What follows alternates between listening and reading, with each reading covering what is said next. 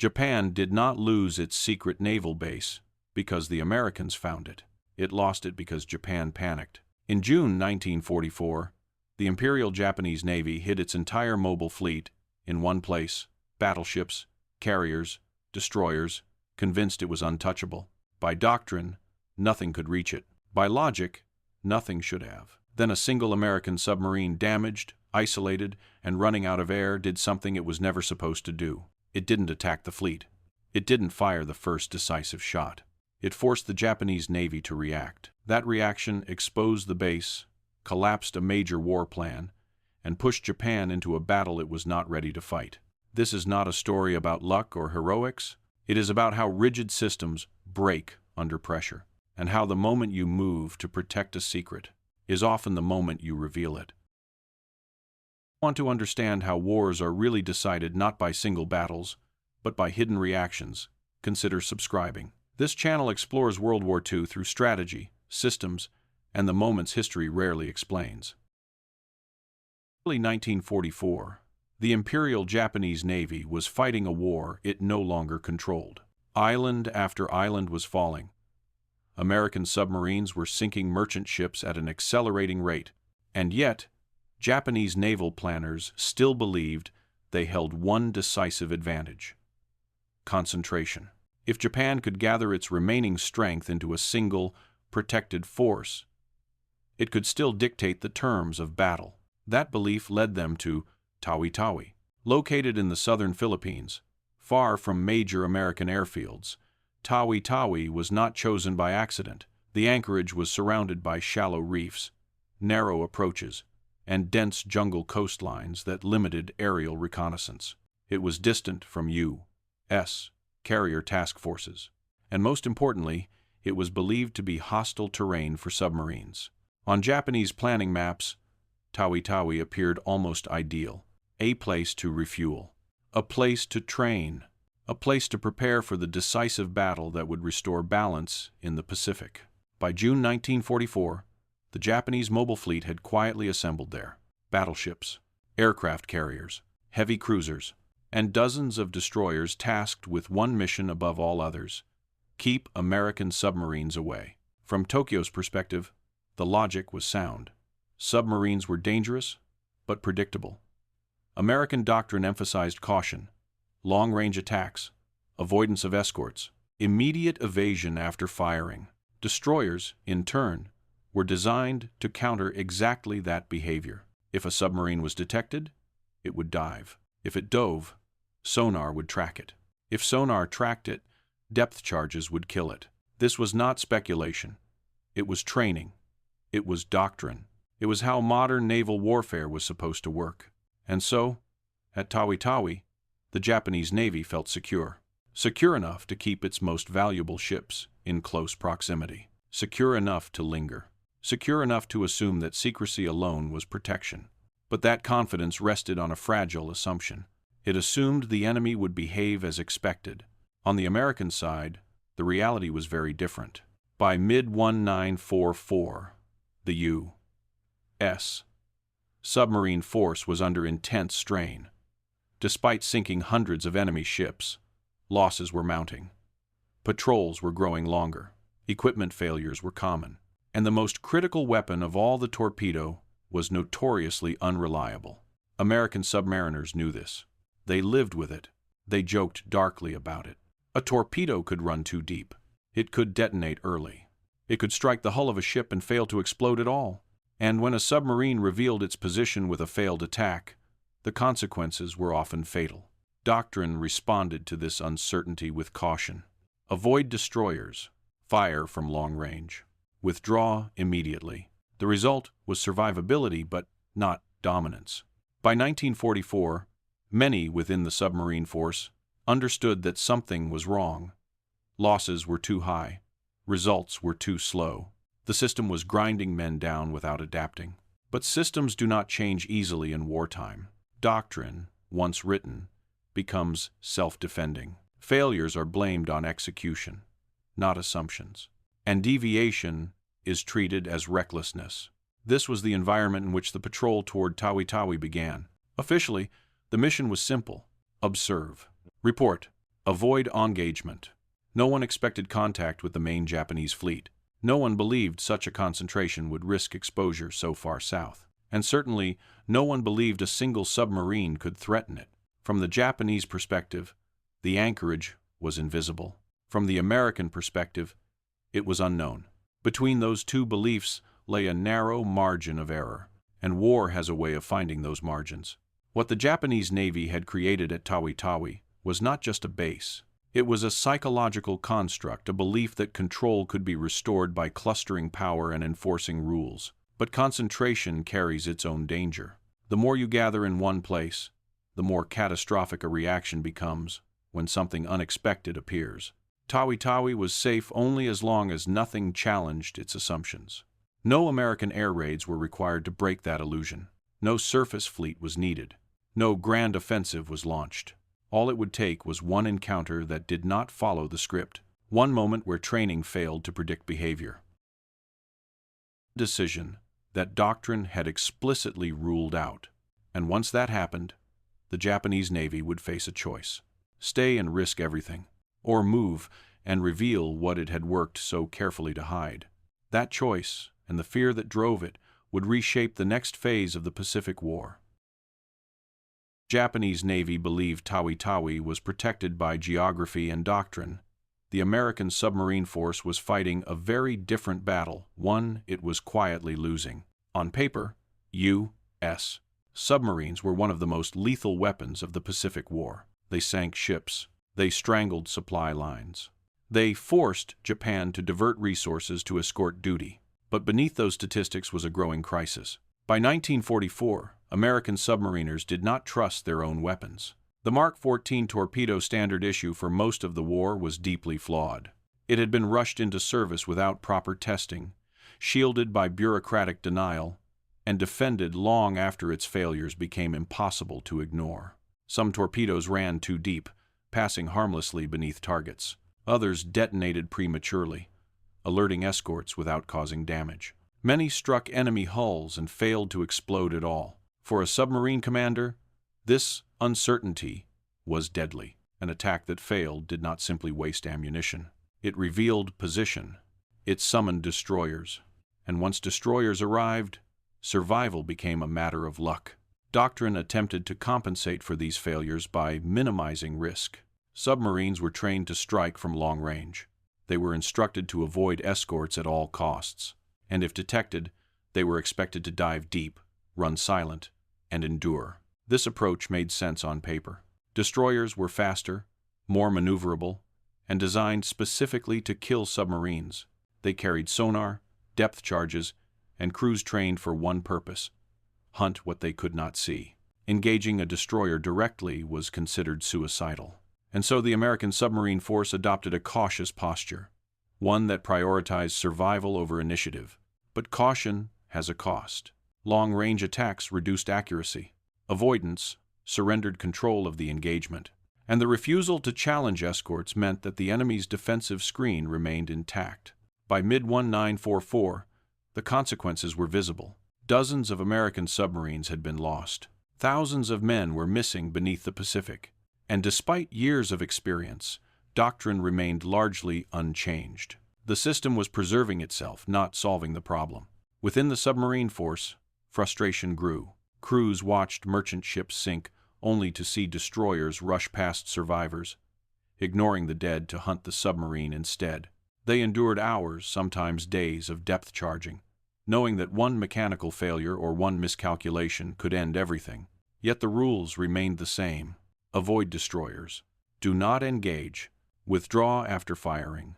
Innovation in wartime is dangerous, but stagnation is fatal.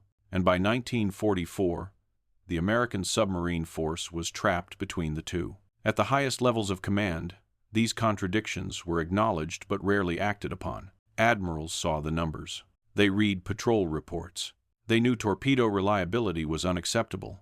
But changing doctrine meant admitting that years of training had been wrong. It meant risking more boats in experiments that might fail. And it meant accepting responsibility if those failures ended in disaster. In war, institutions often choose the familiar over the effective. The result was a force that was technically aggressive, strategically important, and operationally constrained. American submarines were expected to shape the battlefield, but only within rules that limited what they could do. This tension created a dangerous gap between reality and policy. On one side were men in steel hulls, fighting exhaustion, fear, and mechanical failure. On the other was a doctrine designed to protect them by restricting their choices. No one at headquarters believed a single submarine could influence the movement of an entire enemy fleet, and no one expected that influence to come from disobedience rather than firepower.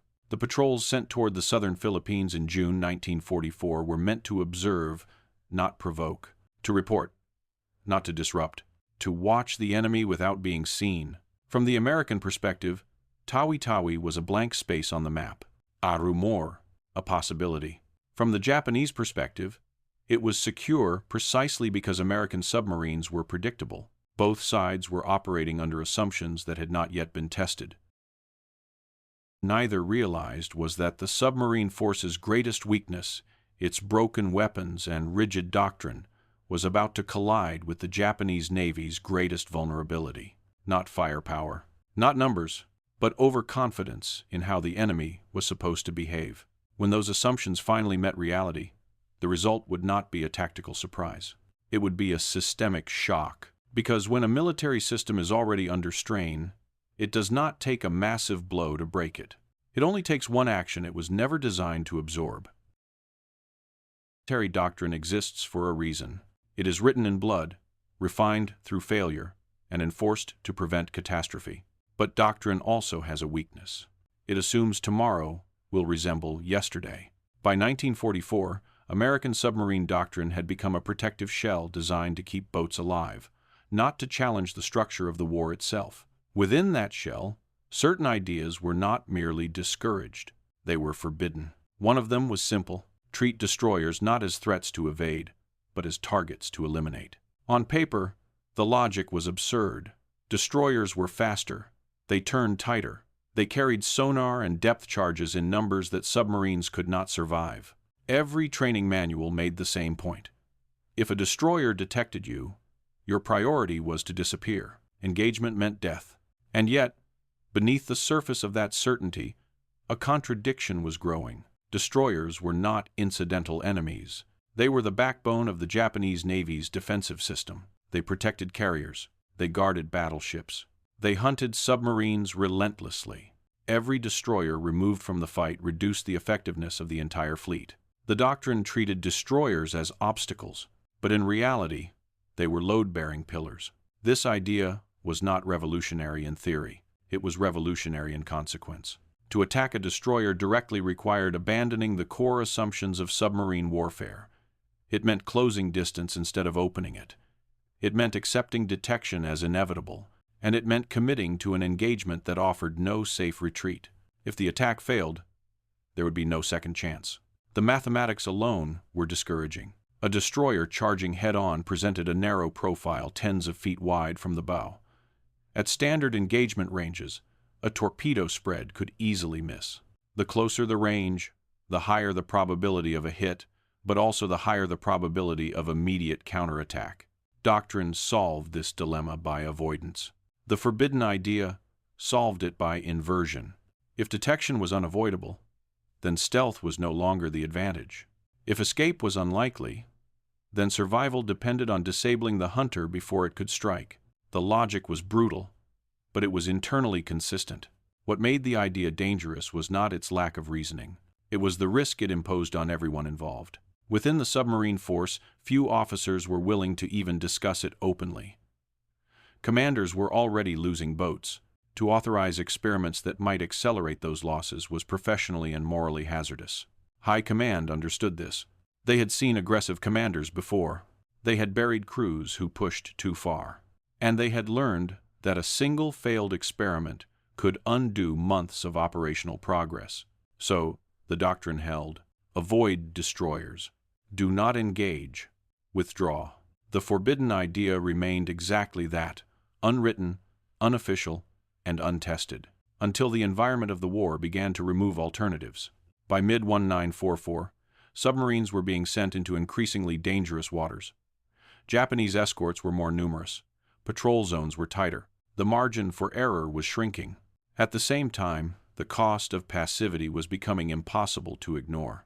Each patrol report told the same story. Merchants sunk, submarines detected, destroyers summoned. The submarine survived or it did not. What was missing from the equation was control. American submarines were reacting to enemy movements, not shaping them. They were avoiding escorts, not diminishing them. And every successful evasion reinforced the Japanese belief that their defensive screen was working. The forbidden idea challenged that belief at its foundation. If destroyers could be hunted, not avoided, then the entire logic of escort warfare collapsed.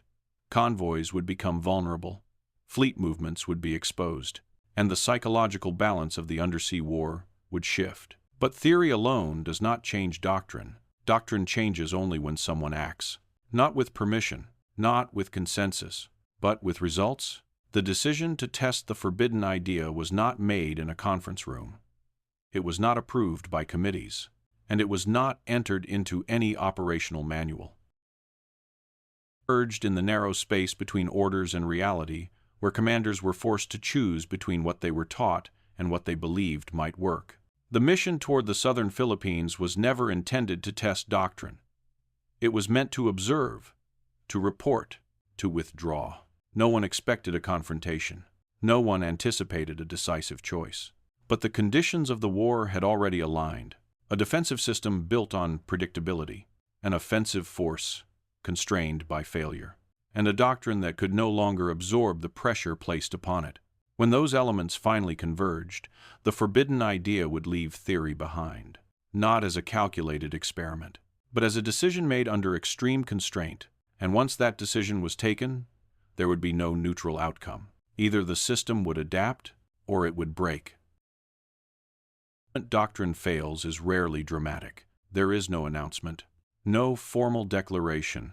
It happens quietly, when reality moves faster than the rules designed to contain it. In early June 1944, American submarines operating near the southern Philippines were not looking for a decisive engagement. Their orders were narrow and conservative: patrol, observe, report, and withdraw. The waters around Tawi-Tawi were considered dangerous but unremarkable, an area to watch, not to challenge. What changed was not the mission, it was the situation. A submarine surfaced briefly to gather information, expecting nothing more than routine reconnaissance. Instead, it encountered something no one believed would be there: organized destroyer activity operating aggressively, not defensively. The response should have been automatic: dive, run silent, disappear. That response had been drilled into crews for years. It was muscle memory. It was survival. But this time, the conditions were different. The submarine was already compromised. Equipment reliability was questionable. Oxygen reserves were not infinite, and the enemy was closing fast. Evasion was no longer guaranteed. At that moment, doctrine offered only one outcome: prolonged pursuit followed by attrition, depth charges, hull stress, mechanical failure, and eventually, loss. The forbidden idea was no longer theoretical. It was the only remaining option. Instead of retreating, the submarine held its position. Instead of widening distance, it allowed the enemy to close. Sonar contact was inevitable. Detection was accepted. The rules did not account for this behavior. From the perspective of the approaching destroyers, the situation made no sense. Submarines fled. They always did. When detected, they dove and ran. That expectation shaped every aspect of escort training and response. The destroyers accelerated, confident that pressure alone would force compliance. What they encountered instead was resistance. The engagement that followed was not a textbook battle. It was compressed, chaotic, and decided within seconds. Torpedoes were fired at ranges doctrine explicitly forbade. There was no margin for error, no safe depth to retreat to, no time to correct a mistake. When the attack succeeded, it created a shock far greater than the physical damage itself. A destroyer had been lost not in a long pursuit, not after hours of maneuvering, but in a direct encounter that should not have favored a submarine. The immediate tactical outcome mattered less than the signal it sent. Destroyers were not invulnerable. Escort screens were not absolute, and submarines were no longer behaving as expected. For the Japanese Navy, this was deeply unsettling. The defensive system around Tawi-Tawi had been designed to deter intrusion, not to absorb losses. Its strength lay in predictability. Submarines avoided escorts. Escorts hunted passively, and the fleet remained concealed behind that interaction. Now, that logic was collapsing. Instead of retreating after the first engagement, the submarine remained in the area. It continued to operate aggressively. It continued to engage destroyers that approached too closely. Each encounter reinforced the same message. The old rules no longer applied. From a Japanese perspective, the danger was not just the loss of ships, it was uncertainty. If one submarine was willing to attack destroyers directly, others might follow. If escorts could no longer guarantee safety, concentration became a liability. If the anchorage had been compromised, it could not remain hidden. What had been assumed to be a secure rear area was now a potential trap. Japanese commanders began to reassess their position not based on confirmed intelligence, but on fear of escalation. The defensive system was reacting faster than the strategic plan could adjust. Orders shifted. Patrol patterns changed. Escorts were reassigned from perimeter defense to aggressive search. The rhythm of operations was disrupted. In attempting to eliminate the threat, the Japanese Navy did something far more dangerous. It revealed itself. Increased radio traffic, visible movement of ships, repositioning of forces. Each defensive reaction generated new signals. Each signal reduced the value of secrecy. The submarine did not need to sink the fleet. It did not need to attack carriers or battleships. It only needed to force a reaction. By continuing to challenge destroyers, by refusing to behave as Doctrine predicted, it created a dilemma the Japanese Navy had not prepared for. Stay at Tawi-Tawi and risk continued losses under uncertain conditions, or move the fleet and sacrifice concealment. Neither option was acceptable, but one had to be chosen. As engagements continued, Japanese command reached its conclusion. The anchorage was no longer viable. What had been a hidden staging ground became a liability overnight. The concentration of power that was supposed to guarantee control now threatened catastrophic exposure. The order was given to withdraw. Battleships began to move. Carriers followed. The escort screen reoriented not to defend a base, but to shepherd a retreat. In doing so, the Japanese Navy abandoned more than a location. It abandoned the assumption that it controlled the pace of the war. For the Americans, the significance of these movements was immediate. Fleet motion meant visibility. Visibility meant tracking, and tracking meant opportunity. None of this had been planned. No grand offensive had been launched. No decisive strike had been authorized. The shift occurred because one element in the system refused to behave as expected. Doctrine had failed to anticipate defiance. And when faced with it, the entire structure bent, then broke. The Pacific War had not yet reached its decisive battle, but the conditions for that battle were being shaped in real time. And they were being shaped not by overwhelming force, but by the collapse of certainty. Withdrawal from Tawi-Tawi was not framed as a defeat. Officially, it was a repositioning, a precaution, a temporary adjustment in response to submarine activity. But in war, intentions matter less than consequences. When the Japanese Navy ordered its mobile fleet to leave Tawi-Tawi, it triggered a chain reaction that no amount of operational discipline could contain. For months, Japanese planners had believed concentration was their salvation. By gathering their remaining capital ships into one protected force, they hoped to preserve striking power while denying the Americans clear intelligence. The anchorage at Tawi-Tawi was meant to be invisible, remote, secure, and insulated from sudden attack. That illusion vanished the moment the fleet moved. Battleships do not relocate quietly. Aircraft carriers do not sail without escorts. And destroyers, once spread in defensive screens, must reform into transit formations. Each movement created patterns. Each pattern created signals, and those signals were noticed. American intelligence did not need perfect information. It only needed confirmation that something extraordinary was happening. A fleet that large did not abandon a secure anchorage without reason. Radio intercepts increased. Aerial reconnaissance intensified. Submarine patrol lines were adjusted. The Japanese Navy had not been forced into battle, but it had been forced into motion, and motion destroys secrecy. The decision to withdraw also imposed logistical stress. Tawi-Tawi had been chosen precisely because it reduced strain on fuel supplies and maintenance cycles. Leaving it meant longer transit distances, higher fuel consumption, and reduced flexibility. More importantly, it disrupted timing. The Japanese operational plan depended on precise coordination. Carrier air groups needed time to train, battleships required protected staging areas. Escorts had to remain concentrated to counter submarine threats. With the anchorage abandoned, none of these conditions could be fully met. The fleet was now exposed, operating in open waters where American submarines could shadow it, track its course, and relay its movements to higher command. The irony was unavoidable.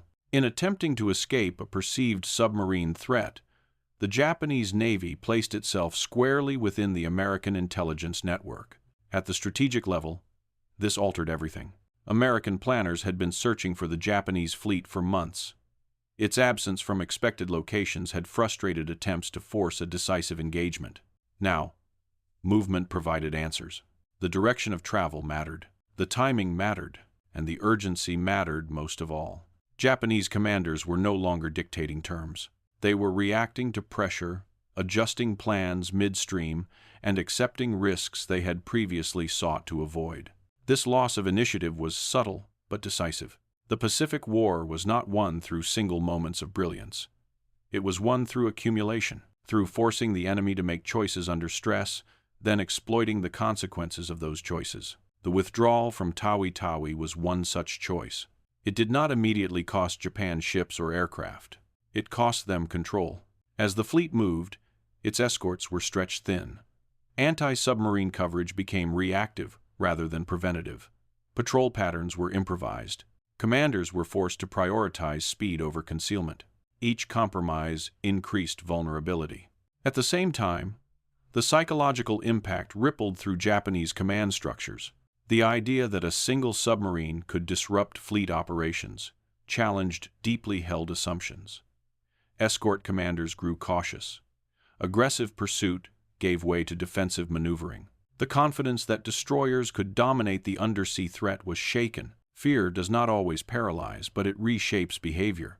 The Japanese Navy began treating submarines not as a manageable nuisance, but as a strategic threat capable of influencing fleet-level decisions. This was a profound shift. Submarines were never supposed to have that effect. They were meant to harass supply lines, not dictate naval movement. Yet that was exactly what was happening. By the time the Japanese fleet reached its next staging areas, the damage was already done. American forces knew where it was going. They knew the direction of approach. They had time to prepare. The decisive carrier battle that followed was not an accident. It was the product of forced exposure. The Japanese Navy entered that engagement without the advantage of surprise, without secure basing, and without the operational flexibility it had hoped to preserve. None of this would have occurred if the fleet had remained hidden. None of it would have occurred if the defensive system had absorbed the initial shock. But systems under pressure reveal their weaknesses through reaction. The submarine did not defeat the Japanese Navy. The Japanese Navy defeated its own plan by responding in a way it had never anticipated needing to. By moving, it told the enemy where to look. By concentrating in transit, it surrendered concealment. And by reacting to uncertainty, it created vulnerability. The decisive moment of the Pacific War was approaching. And when it arrived, Japan would face it on terms shaped not by strategy, but by fear of what it could no longer control. The Japanese fleet left Tawi-Tawi. There was no path back to the war it had been planning to fight. What followed was not an immediate collapse, but something more damaging. Irreversible commitment. The fleet was now in motion, its direction exposed, its options narrowed. Every mile traveled reduced flexibility. Every hour at sea increased dependence on timing rather than choice. For the first time in months, American commanders were no longer guessing. They could estimate where the Japanese fleet would be. They could calculate when it would arrive. And most importantly, they could decide how to meet it. This shift marked the loss of strategic control. In naval warfare, control is not defined by firepower alone. It is defined by who dictates tempo, who forces the other side to respond rather than act. At Tawi-Tawi, Japan had believed it still possessed that power. After leaving it, that belief could no longer be sustained. The Japanese Navy was now operating inside a narrowing corridor of options. Fuel considerations limited speed and maneuver. Air cover depended on carrier positioning that could no longer be concealed. Escort formations were stretched thin by the need to guard against submarines along the route. Each constraint fed the next. The fleet was still formidable on paper. Battleships remained intact. Carriers still carried aircraft. Crews were trained and disciplined. But strength without freedom of action is brittle. American forces understood this. They did not need to intercept immediately. They did not need to rush an engagement. Time was now on their side. The Japanese fleet's movement aligned almost perfectly with American expectations.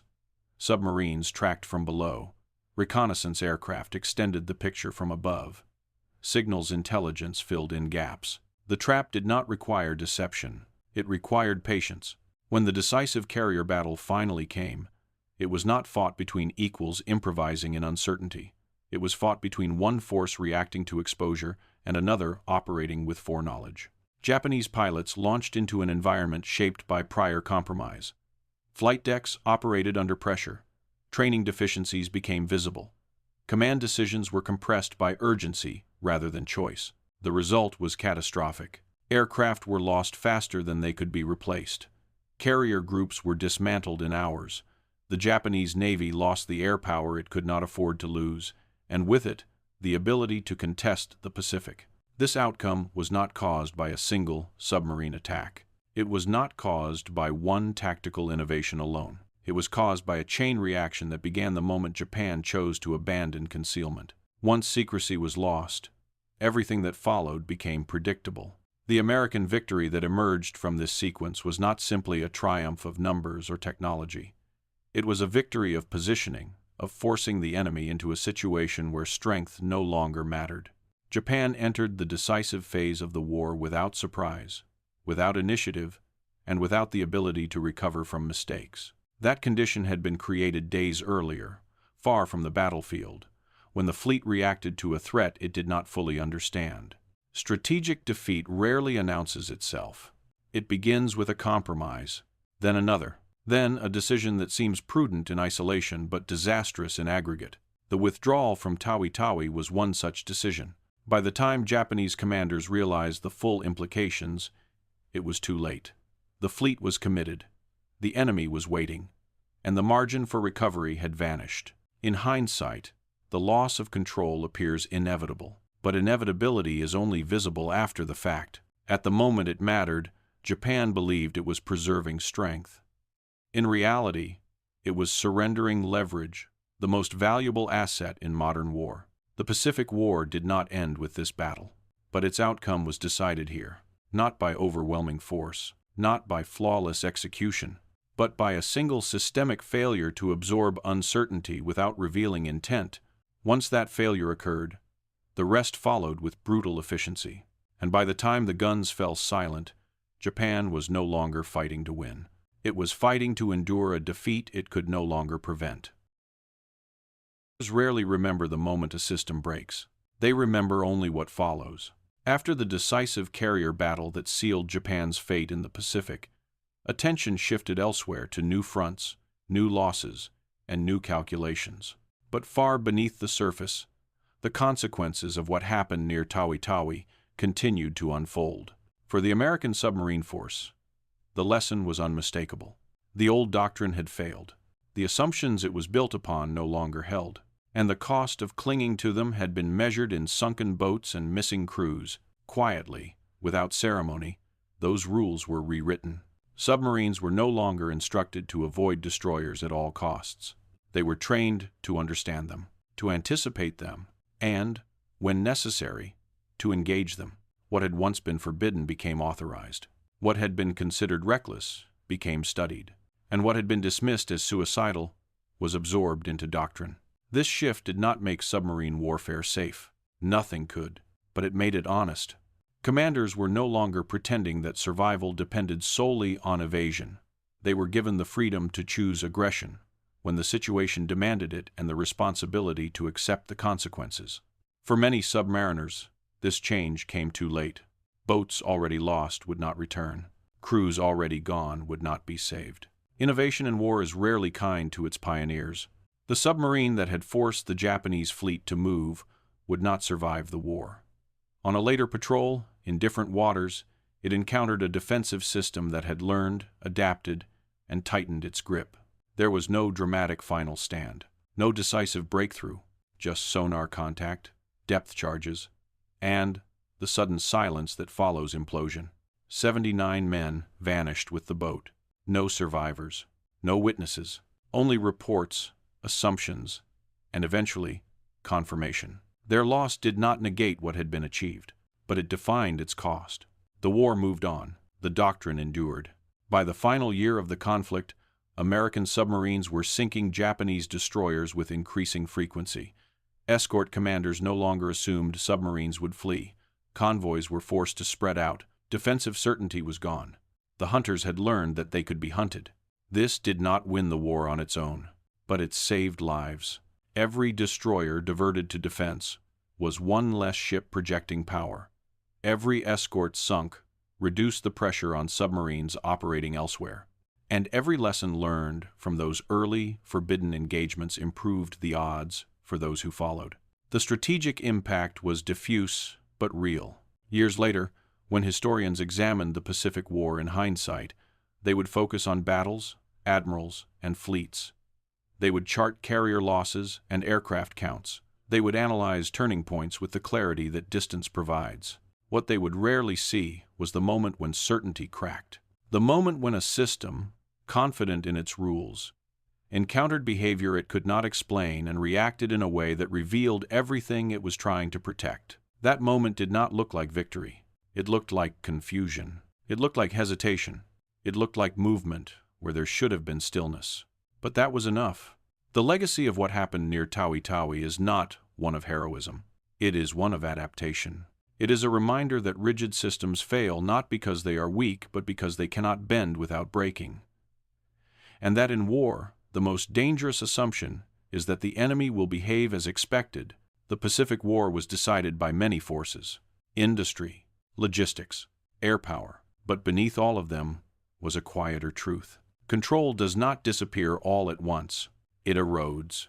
And sometimes, all it takes to begin that erosion is one decision made when the rules no longer fit reality. That decision does not guarantee survival. It does not promise recognition. It only ensures that the war will not continue on the same terms. And once those terms change, there is no returning to the illusion of safety that came before.